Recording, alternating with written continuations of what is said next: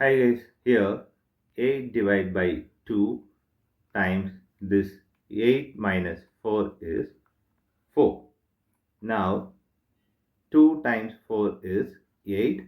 This 8 divided by 8 is 1. This is wrong answer as per the order of operation. Now we are going to introduce that order of operations rule that PEMDAS.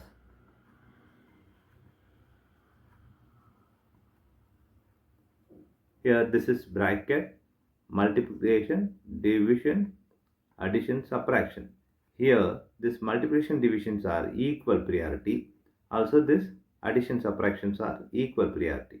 For this we have to follow here left to right rule in the problem. Now we are going to solve this problem in correct way by using this order of operation PEMDAS. As per this PEMDAS rule, this bracket is higher priority. So we have to follow here 8 minus 4. So 8 divided by 2 times 8 minus 4 is 4. Now we have division and multiplication. Both are equal priority as per this PEMDAS rule. So we have to follow here left to right rule here. So left to right is this action.